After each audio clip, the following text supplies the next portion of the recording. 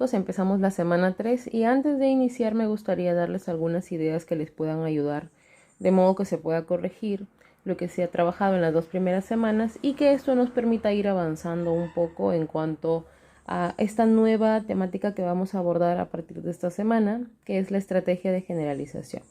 Empezamos por aquí.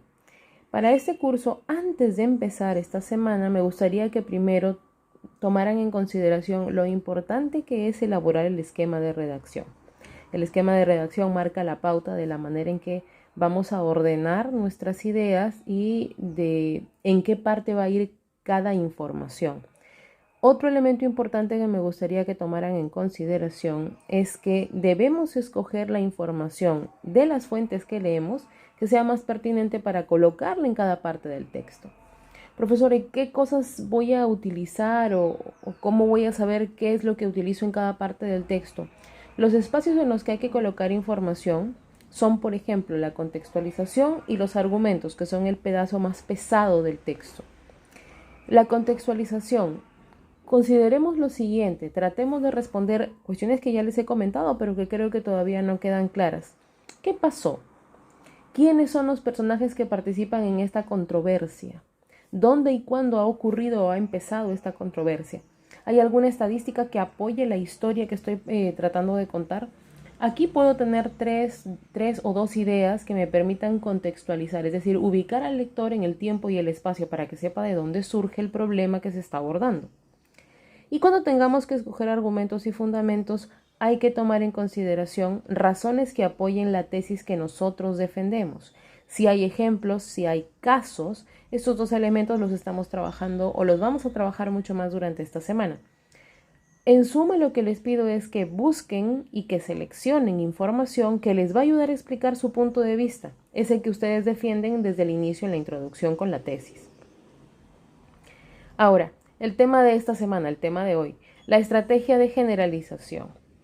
La estrategia de generalización se sustenta en los casos. ¿Y qué son los casos? Pues en síntesis son ejemplos.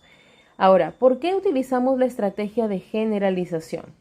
La estrategia de generalización permite utilizar diversas experiencias o circunstancias que han ocurrido en otros contextos y que nos llevan a afirmar o nos permiten utilizarlas como una especie de norma.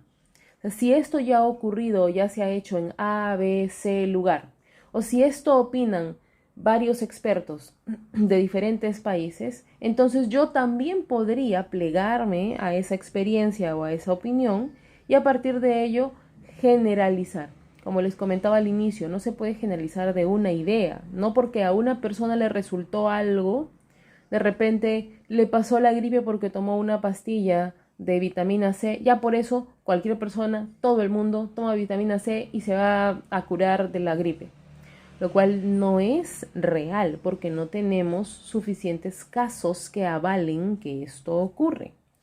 Y por eso es que la estrategia de generalización se sustenta en esta idea. Entonces, ¿qué es lo que tendríamos que hacer para poder seleccionar adecuadamente la información?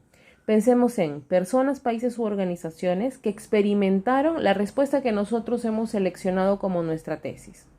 Por ejemplo, en la evaluación anterior estaban hablando acerca de la eutanasia. Entonces, sí estoy de acuerdo porque se ha aprobado en otros países, podría ser, o porque representa el respeto al derecho a la libertad irrestricta de cualquier ser humano.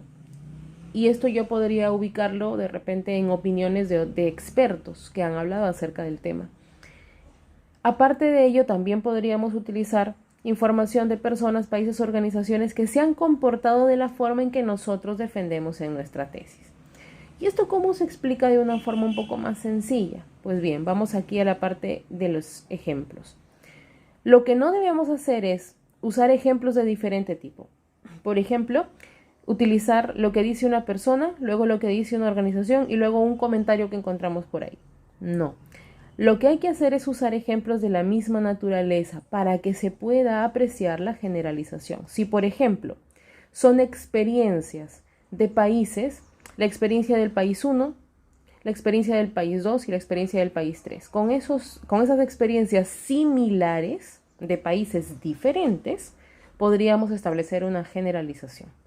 Y en el caso, por ejemplo, de si son declaraciones, vamos a suponer que son opiniones de expertos. La declaración de la persona 1, la declaración de la persona 2, de la persona 3. Si quiero puedo agregar más.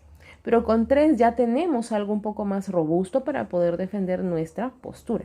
Ahora, recordemos que por ejemplo, si son experiencias de países diferentes, las experiencias tienen que estar dirigidas al mismo resultado. Si la experiencia del primer país fue positiva, la del segundo y tercer país también debieran serlo. No puedo mezclar ahí características o experiencias diferentes que en vez de ayudarme a defender mi tesis la van a echar por tierra. Ahora, como último aspecto, ¿cuál es la estructura del párrafo de generalización?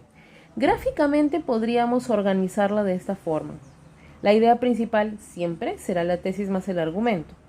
Las ideas secundarias están dadas por cada caso que nosotros planteemos. Por ejemplo, puede ser la experiencia de un país o la declaración de una persona o las informaciones o el ejemplo de una organización.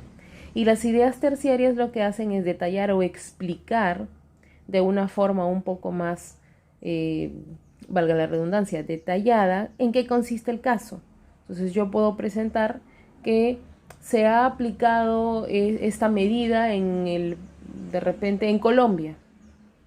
Perfecto, se aplicó la medida en Colombia. ¿Y cómo fue eso? Ideas terciarias para explicar cómo se aplicó la medida en Colombia. En el hipotético caso en que la idea secundaria sea caso Colombia, por ejemplo. Ya vamos a ver esto en la práctica cuando pasemos a la sesión. El esquema debiera verse de esta manera.